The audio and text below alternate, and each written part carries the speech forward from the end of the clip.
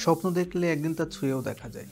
আমি আছি পোখারায়, নেপালের পাহাড় আর মেঘের শহরে, আর প্রথমবারের মতো আকাশে উঠতে যাচ্ছি।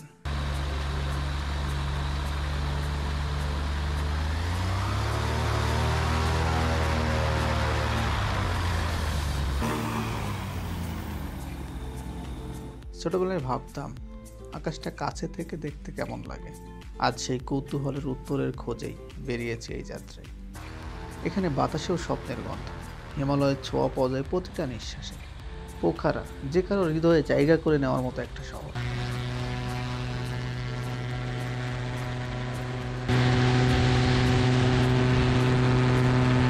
আল্ট্রালাইট ধীরে ধীরে আকাশে উঠতে লাগলো, নিচে ফ্যাওয়ালেক ছোট হয়ে যাচ্ছে। ঘরবাড়ি, রাস্তা সব মিলেমিশে যেন এক রঙিন মানচিত্র। প্রথম কয়েক সেকেন্ডে ভয়, উত্তেজনা আর আনন্দ সব অনুভূতি একসাথে এসে মন ভরিয়ে দিল।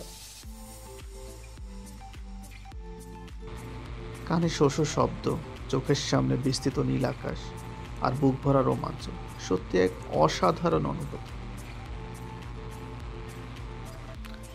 যত উপরে উঠছিলাম পোখারাকে তত নতুন রূপে দেখছিলাম।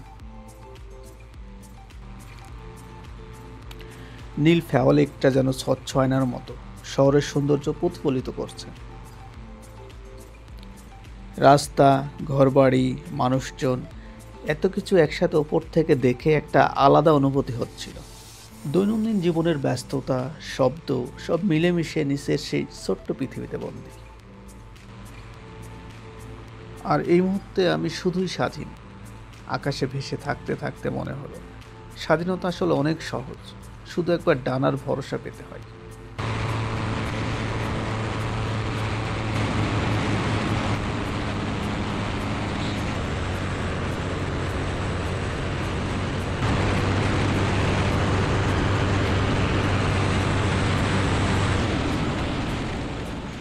আল্ট্রালাইটটা ধীরে ধীরে নিচে নামছে, আর আমার মন বলছে আরো কিছু সময় থাকুক এই আকাশে।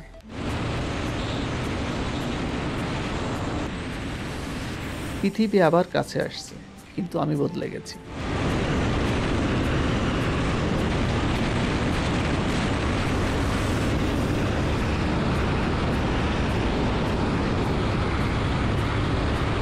এই কিছু সময়ের আকাশ ভ্রমণ আমাকে শিখিয়েছে, যদি সাহস করে উঠতে শিখো, জীবন তোমাকে অসাধারণ সব দৃশ্য দেখাবে। পোখারা, আবার দেখা হবে, আমি ফিরব।